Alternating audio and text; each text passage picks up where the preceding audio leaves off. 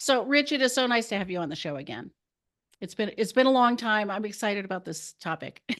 It's Um, great to be back, and you look terrific. well, thank you. It's not a fun topic, but it's one that obviously comes up in therapy a lot, right? That a lot of couples, I don't even know what the statistics are about how many people cheat, but You know, the statistics really vary out there. Some of them say that as much as 60% of marriages experience infidelity. It depends on what study and where it's done, right, right?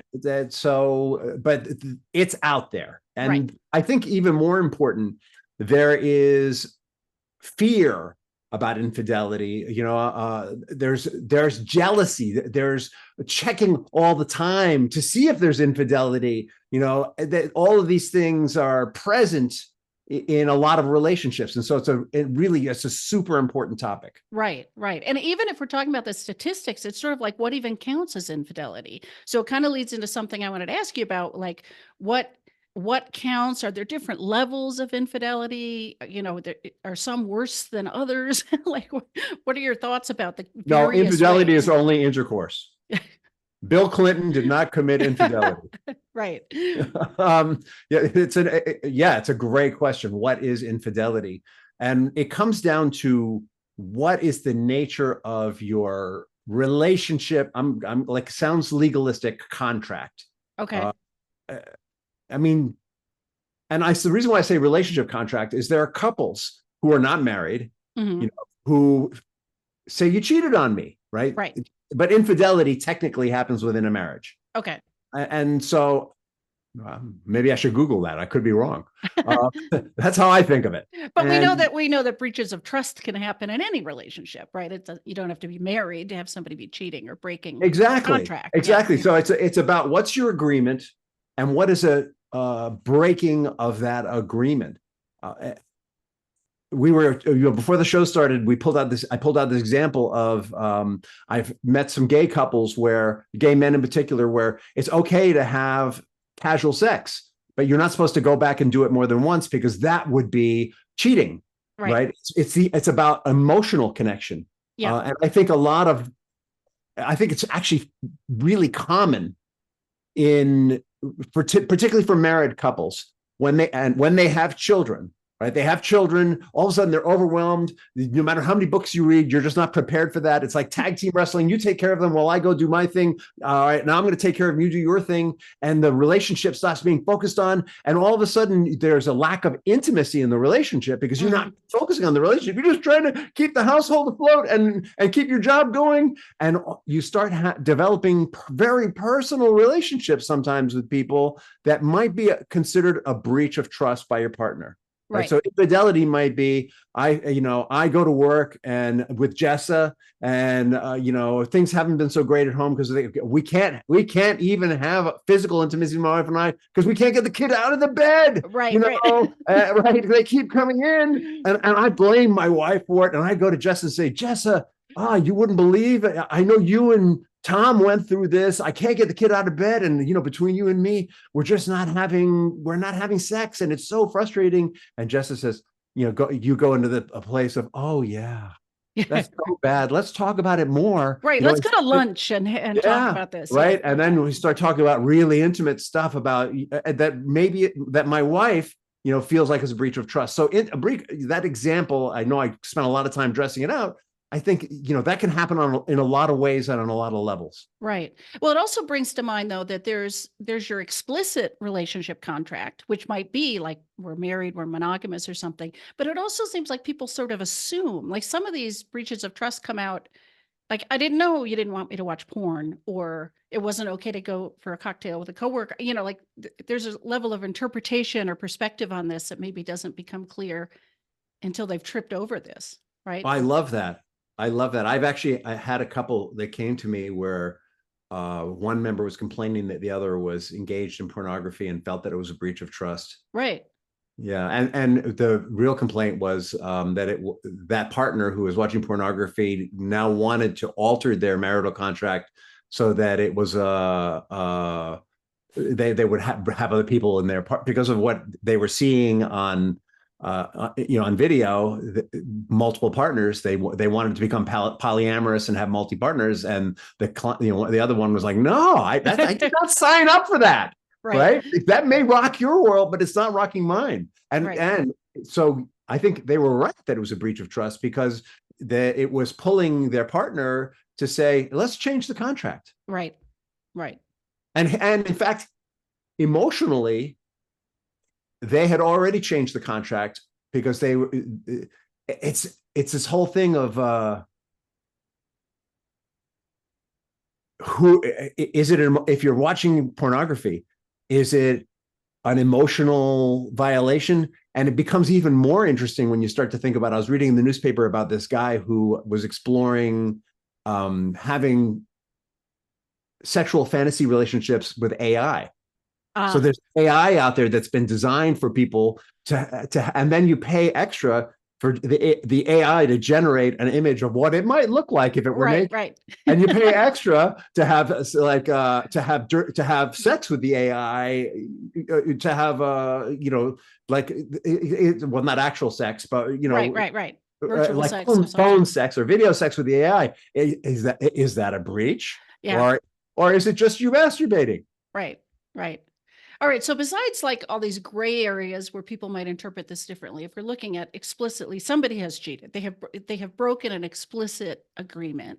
Or maybe not so explicit. Right. Maybe there was an expectation on one side that hadn't been articulated, and clearly the other side didn't get it. Right. But it also seems to me there's a difference between, do you agree with this? There's a difference if I sleep with your brother versus I'm away on a trip and have a one-night stand with somebody, or whether it goes on for 2 years. I wish you would sleep with my brother.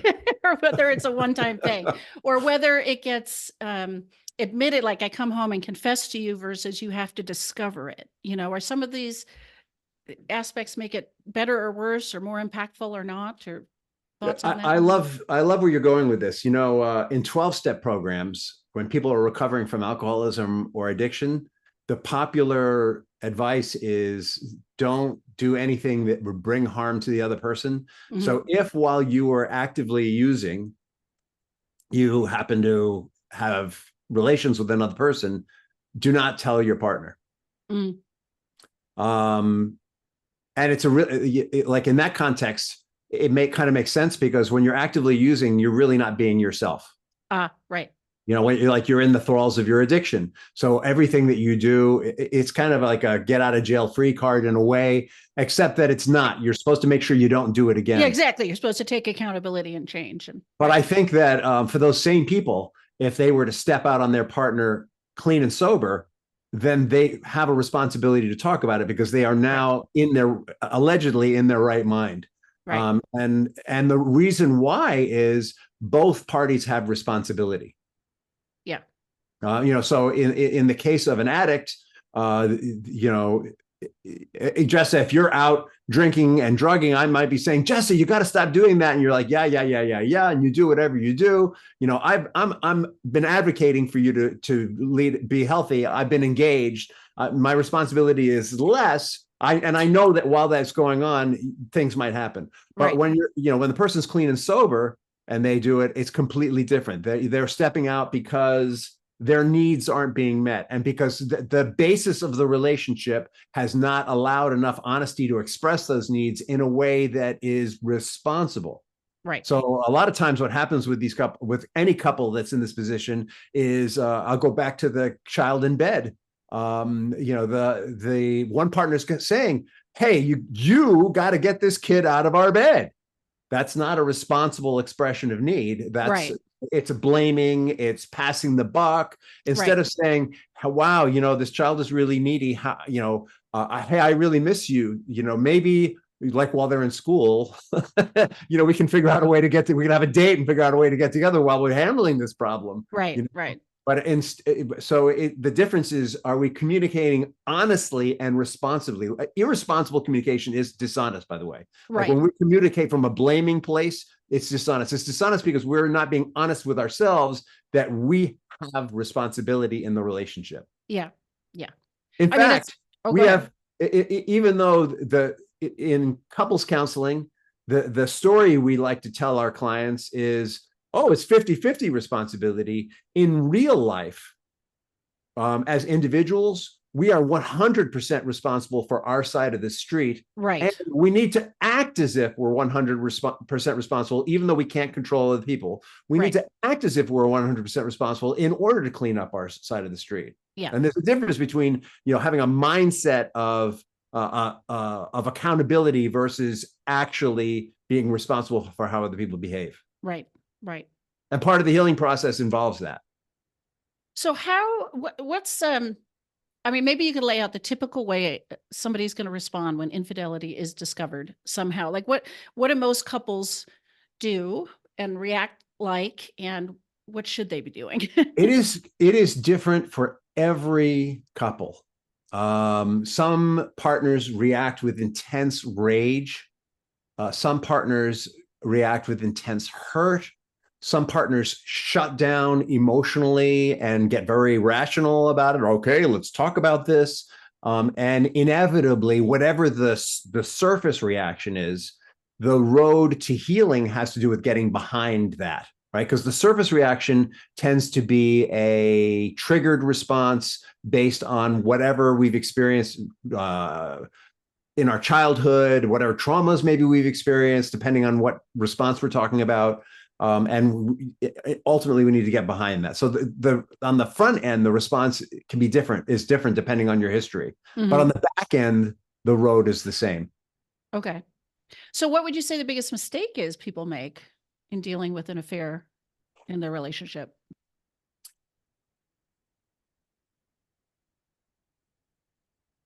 To not be true to themselves in what they can tolerate. Some people just cannot tolerate that level of breach of trust, and there's no coming back. Okay.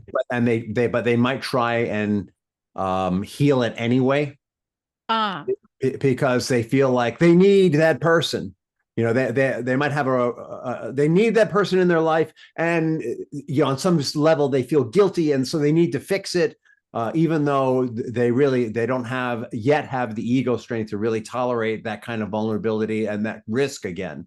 Now, there's some situations, it's not just people, situations and people where they're just not wired for that breach of trust. And so the first thing is, you really got to be clear about why you're doing what you're doing. If you are healing the relate, this is my belief now. I want to right, be really right. clear. This is not. I'm not speaking as someone who's trained as a social worker. I'm not speaking as someone who's trained as a coach. I'm not speaking as someone who's trained as a mediator. I'm speaking as my personal belief is that we all need to, when any kind of breach of trust confronts us, the first thing we need to find is what's true for me in this situation. And if I'm just not up for it, maybe I need to walk away.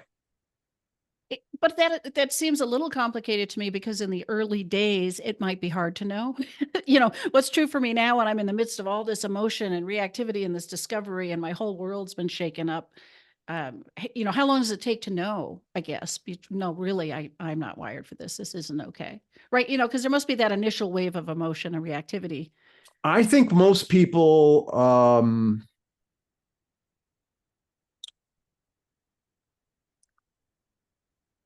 I think it's, well, great question. I think it's the finding what's true for you is different for everyone. Yeah. And it takes more or less time. You hear about relationships where people got divorced and then got back together a couple of years later because they needed to heal whatever they needed to heal, and they had Right. and they even have happy marriages after that. That actually happens. They don't just enter back into the same relationship with the same torments that were going on. Yeah. So I think it's different. The timing is different for everyone, but I think more what I'm speaking to here is we want to be really clear. If we're going to heal the relationship, and many people want to, we need to be really clear about why we want to heal it. My personal belief is doing it for the kids, not a great motivation. Okay. Doing it because you need to have this person in your life, really not a good motivation. doing it because you really love and care for the other person, and you understand that you have responsibility and culpability, much better motivation. Okay. So let's speak about that for a minute, because this idea, I mean, I agree with you. I think of infidelity as a bad solution to a problem. So we have to sort of wrestle with, why did somebody pick the bad solution? What kept them from being more honest or forthright or dealing with the problems in a more integrous way, right? But then there's the problem that led to this in the first place, where people do have culpability.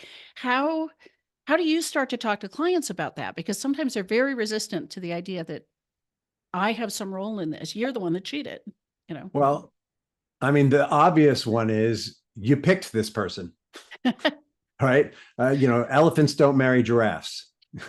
Like, it just doesn't. You pick this Yeah, person. You pick someone who's operating in the way they're, and you pick them because you have something that you want to heal in yourself that they are ideally suited to help you with, either through positive or negative interaction, right? And the second piece is that you picked each other, presumably, in the hope that you would have an intimate relationship, two hearts as one, kind of, separate but interdependent, kind of relationship. And so you have responsibility engaging whether, first of all, is there conversation? How much are you talking to each other? mm, And in that scenario where I was talking about, where you have kids and you're kind of tag team taking care of them, there's not a lot of communication for anybody who has kids. There's not a right, lot of communication. This is like a universal experience here, right, you right. know. And so acknowledging that communication is breaking down, and then what's the quality of the communication? How honest are you being? This honesty thing. How honest are you being with yourself? How responsibly are you communicating your feelings? And also, are you really hearing what the other person is saying? Mm, So let's go back to the example of, why haven't you gotten this kid out of our bed yet? There's still a message there. It's blamey, it's nasty, right. you want to deflect it, but there's a message in there, and it might be a matter of accepting that your partner has a lot to learn about responsibly communicating feelings, but you love them and care for them enough to work through that with them. And, saying to them, hey, you know what, the way that you're saying this to me, I'm really having trouble receiving it, but we need to call someone. We need to go to our rabbi. We need to bring in a third party to help us sort this out, because this thing where you think I'm putting this child in our bed and I can't wait to get a good night's sleep without the kid in my bed, it's nuts. We got to figure something out here. Yeah.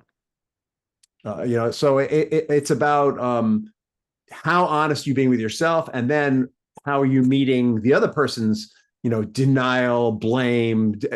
And like, as human beings, we seem to be hardwired for that stuff too. At least the people who come into my rooms. Right, right. The people that are struggling, right, or having Yeah. trouble. And Yeah. blame is always the starting point, and discontinuing blame is it's the first step to reestablishing honest communication and reestablishing safety. Right. But how safe can you feel if your husband or wife, honestly, it's usually the husband, saying, get this kid out of my bed, is blaming you because your 2-year-old can't sleep through the night and keeps crawling into your bed when you're both unconscious? How safe can you feel? Yeah. So how would you invite somebody, or I guess that's the way I think of it, into looking at their contribution and their culpability and what was happening in the marriage or relationship that might have been the fertile ground for infidelity? Because they may start really blaming, right? They're angry. It's all get out. They're hurt. They just want to focus on the person's violation. Like, what is it? What's your magic invitation into, wait, I would I there's would something for you in argue this? I would argue, first of all, that as human beings, we operate emotionally on at least 7 levels at the same time. And where we choose to hang out has to do with our unconscious mind and how much stuff we've compartmentalize so we can stay functional, and unresolved emotions that we need to let go of, et cetera, et cetera. Okay. And so for any couple that I'm working with, or even sometimes I'm working with individuals who are going through this, the first step is for them to get that nobody has responsibility for them except themselves. Mm. I mean, they may have a relationship with a higher power or something, but we're not, like, in this context, we're talking about, that if Jessa, I keep, because you're in the room, I'm going to keep going to you. My That's wife, fine. Jessa has decided to be polyamorous and didn't tell me about it. And I didn't think that was the deal. I need to own that on some level, I allowed that to happen. Mm. I chose to look the other way. I chose to not see the signs. Yeah. I chose to, or even, it might not even be the signs. Things changed and I didn't want to think about it. Yeah. Instead, I was obsessed with, is the 2-year-old getting cared for properly? Is she being fed right? Is the house being taken care of? So I just chose, you know what? Jessica's going to take care of her needs and I'm going to take care of mine. On some level, I gave permission. Yeah. Because I didn't say, hey, what's going on, Jessa? What's going on with you? Why are you at work late every night? Or why is it that every Saturday from 12 to 3, you are away? And when I look on Google Maps, you seem to be at a motel. Yeah. Or why is it that you're getting text messages all the time and you run off to another room to look at them? All right. It's maybe it's because I have an investment. I don't want to look like I'm jealous. Yeah. Yeah. Or I'm willing to ask you and accept your very blasé excuse and not dig deeper, or whatever it is. Yeah. Yeah. Or it might even be it might not even be all that. Maybe it's maybe I didn't choose to say to you, hey, you know what? It's been a while since we've been physically intimate. What's going on? Or what? When we are physically intimate, you have some new tricks, and I don't understand, like, where are you getting that stuff? Yeah, where'd that come from? Right. Yeah, like, we've been having sex a long time, Jessa, and you never did that before. Yeah. I'm not saying I don't like it. I just don't understand where it came from. It could be, it might be like, I just didn't want to. Just want to keep my blinders on, and very often, by the way, when there's infidelity, that kind of thing is happening. Mm-hmm. They all have sex with someone else. They learn some new tricks. They bring them home and try them out, and instead of saying, hey, where did that come from? They just sort of go, okay. And when they're in the room and we talk about it, very often the person who's the victim, or really in the role of the victim. Yes. Because we're talking about roles here. They will say, can't believe I didn't see the signs. All the things I just talked about. Sex changed. It started becoming more frequent. Yeah. All right. They were texting all the time. They were disappearing for the same period of time every week. They roll all that out. And just by rolling it out, they basically say, I can't believe that I didn't see it. Yeah. Yeah. Or that I was willing to put blinders on about it. Yeah. When they go to that place, they start to see that they have, it's not like they showed up to, it's not like they said, please make me a victim, but it's that they didn't want to see what was going on. Yeah. Yeah. And again, if it's a bad solution to a problem, they will also have had a role in the problem, in the poor sex life or the poor communication or the, whatever was unsatisfying in the relationship is co-created. Yeah. And so inevitably the healing process comes down to like 4 or 5 simple steps. Okay. Yeah. I was going to ask you. So are there phases or lay this out for us? The first thing is both people recognizing their part. What did they do? What did they not do? For the person who, by the way, infidelity occurs pretty much 2 different ways. One, someone grows up in a culture where infidelity is expected and normal. And so they're out being a player all the time. And she just won't know about it, or the other is one where it happens sort of unconsciously. It's like a slippery slope. Mm-hmm. They go to lunch with their coworker Jessa, and then go to dinner with their coworker Jessa, and then something like it's just kind of it erodes until they're. So that actually what it is, it's more like the levels of trust that get broken expand over time is probably the best way to put it. Okay. It starts with emotional, talking about things with this other person who's not your partner that really should have been reserved for your partner. Yeah. Because that's the kind of partnership you have. Right. You know, it's one where you come to each other with these very personal, things that you help each other with. Instead, you go to someone else for help with it, not a therapist. You go to someone else for help with it. Actually, I've known people who go to therapists and then commit infidelity with their therapist. So it's almost unfair to say not a therapist. That can happen too. Yeah. But it's a slippery slope of, once you break a small trust, you break a bigger trust and a bigger trust and a bigger trust and a bigger trust. Right. And it's pretty much unconscious. Yeah. You just kind of like, oh, yeah, this is the next natural step.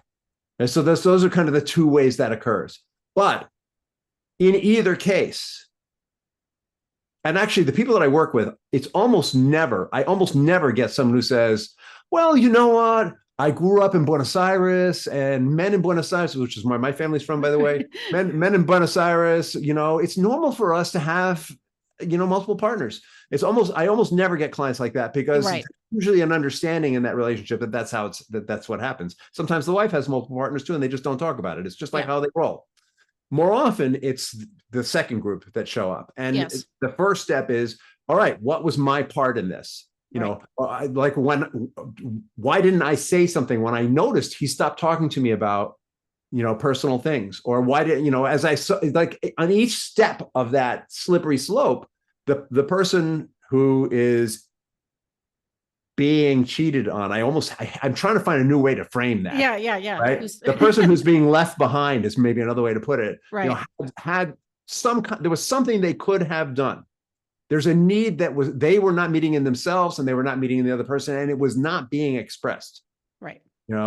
So they both need to own that. Well, yeah, certainly the person who has stepped out along every step of the way, there's something they didn't do either, right? Yeah. Like they were making choices. They were willing to shut things down. Well, for them, for the slippery slope person, they're getting a need met, right? And it feels good.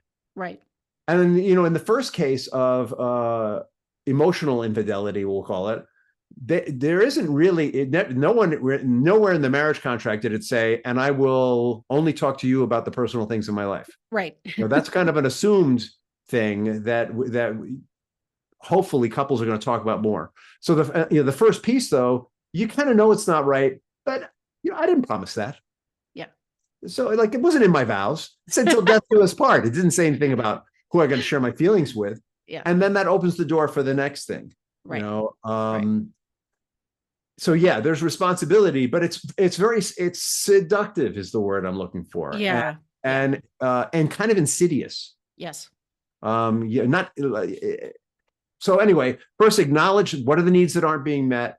Where was there not communication where they need to be communication, because that builds into the next step, which is in the future, when these needs go, well, first of all, what is our contract, right? Let's get really clear. Rich, I don't want you talking to people about your personal stuff anymore, like you did with Jessa. Not Jessa's fault you did that. That's on you. You need to know if you're going to be with me, that can't happen. Yeah. Right. There needs to be some agreement as to what the contract really is. Okay. The third piece, and it might not be in this order, by the way, it might be in the very beginning. This third piece might be in the very beginning, is there needs to be an agreement that this is not going to happen again.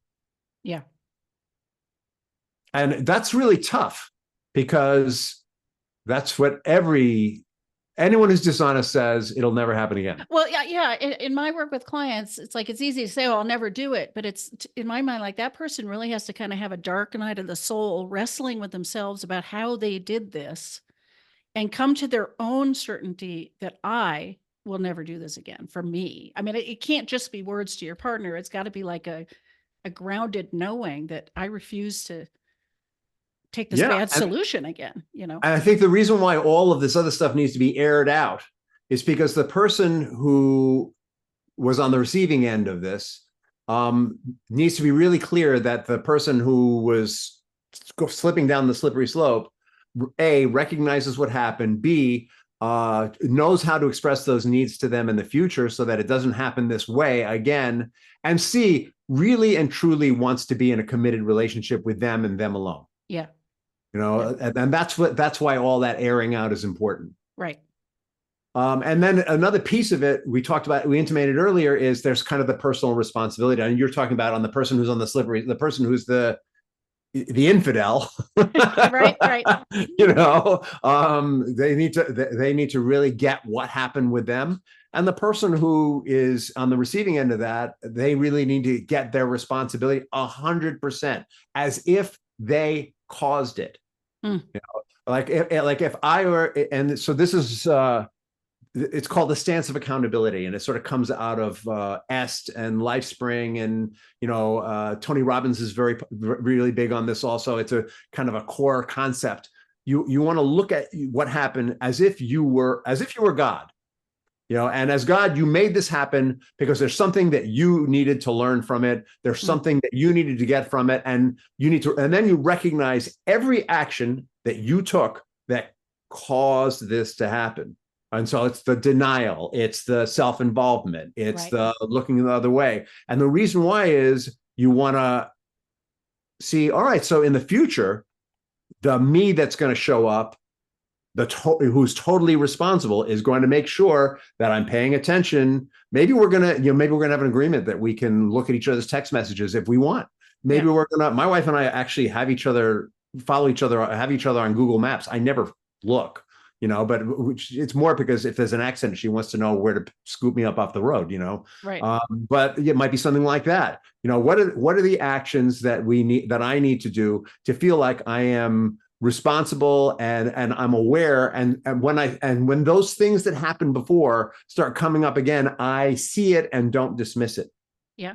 I want to just sort of emphasize this because it's really hitting me. While I don't cause my partner's affair, it's not like they don't have agency and accountability. It is going to serve me to take 100% responsibility and only look at my part for the gifts in that, for the growth in that, for the healing in that. Because I think that's got to be something people kind of choke on a little bit. But that really, if you're willing to embrace, how can I take 100% responsibility for this? It's not because your partner's blameless, but because you're really trying to take every opportunity to grow. I have clients who come to me who are healing from infidelity. Maybe they married someone who grew up in a culture where it's normal. And they come to me and they say to me, I dumped them and I need help recovering from this. And I want you to know that this is what happened.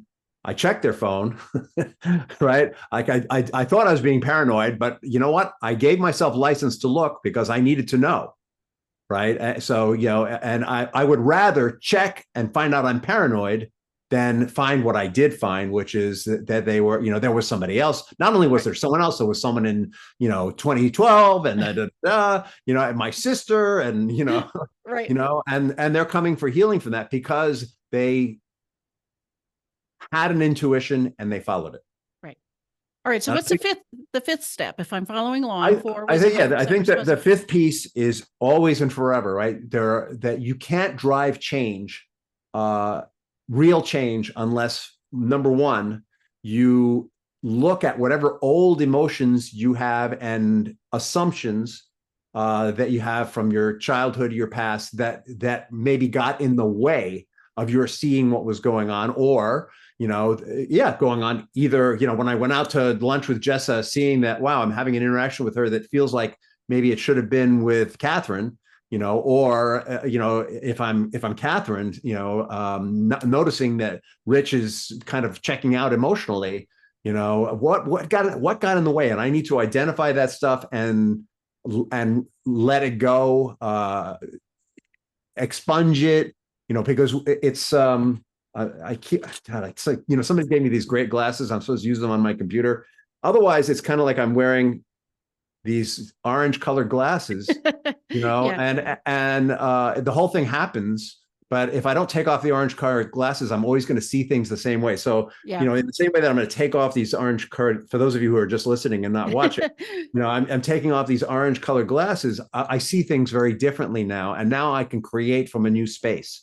And in order to create something new with your partner, under any circumstances, with any partner, whether it be a business partner or an emotional partner, or even taking the lead in your own life as an individual. Forget about other people. We have to be able to identify what are the orange colored or red colored or green colored or brown colored glasses that we're wearing, and do whatever work it is that we need to do to remove them. And for some people, that's talk therapy. I've got this great process called mental and emotional release that helps the unconscious mind to identify the things that are in the way and let it go. Incredibly effective technique. Very intensive work, though. You got to be willing to sit down and do some very intensive work. Is that something you only do in therapy, or is that something available to people, A mental and emotional release practice? is considered an alternative to therapy. And it's kind of like in 12-step programs, you do a personal inventory. And the personal inventory, you basically starts with all the people you're angry with, and it ends with you realizing that you're angry with them because they smacked you in the face because you kicked them in the nuts. Yeah. Like it always ends with, oh my God, I started it. Yeah. Every now and then there's some person who was just really vile, and it's like, all right, I walked into that, but those are pretty rare actually. But yeah. That process takes a lot of time. I actually offer people that process also, similar to a 12-step process. I've got a way where they can inventory all the stuff from their affair, and the next step is owning your part in it. And the next part, there's a part where you forgive the other person, and then there's a part where you make a decision about, all right, what's the new behavior I'm going to engage in? But you can't really engage in the new behavior unless you've cleaned up the emotional stuff on the front end. So that process is a DIY process, that kind of the mimicking the 12 steps. And it could take, some people it takes a year. Yeah. Some people it takes months. The beauty of the MER process is it's a 8 to 12-hour process, done very intensively with actually, I think, better results. But having done both personally, yes. and taken people through both personally. A lot of times with the 12-step approach, there are like these claw marks behind people that go over for months. They're like, I'm going to do it. With the MER processes, they're like, all right, I'm in. Just take me through what I need to do. All right. So how do people find you if they're interested in that process with you? richinrelationship.com is the best place. If you go to richinrelationship.com, RICHINRELATIONSHIP.com, the homepage has got a free consultation on it. And that's a 30, sometimes it's 45 minutes, if I'm honest, consultation where you figure out what's next for you. And sometimes what's next for you is what, you really need to talk to a psychiatrist and get help with that condition that you decide to stop taking your medication for. Right. Or it might be you need to go to a 12-step program, or it might, really the purpose of the call is to help you find the next step. I would love to sell people my miracle snake oil, but the truth is it's not miracle snake oil, and it only works when you address primary conditions first. Right. So if you're drinking your ass off, you can do MER all day long, but that's not going to stop you from drinking your ass off. You got to deal with that. Right. If you are bipolar and you've decided to stop taking your meds, because I was just talking to someone about this before this call, you decide to stop taking your meds because you disagree with your psychiatrist. You need to get that your psychiatrist knows better than you, and if you disagree with them, you need to find another one. And there's a lot of reasons why psychiatrists might make mistakes and why we might want to find another one, but you need to find another one, which this person was like, what do you mean? Is there anything else you want to mention that you have available for people, or just go to richinrelationship.com and kind of peruse your offerings? I'm not sure when this episode is airing, but I do have coming up in June, I'm looking at the calendar, June 6th and June 9th, a free infidelity workshop where we'll go into all this in much more depth and much more intensity. And it's open to anyone and everyone, and it's going to be loaded with valuable content from all the years I've been working with folks who have done this. And we are going to repeat that big picture calendar. We're looking at I think in February of 25, we'll probably repeat that infidelity workshop as well. So, And I assume all the information about that is on your website too, right? So people You can would register or hope, but look for that. you would hope, but it might not be. And if it isn't, you can email me at richandrelationship.com, my RICH at the Yeah, website, and I'll make sure I or someone who works with me will make sure you get the information that you want, need, and hope for. perfect. Well, thank you so much for being with me. Great Yeah, conversation. always a pleasure.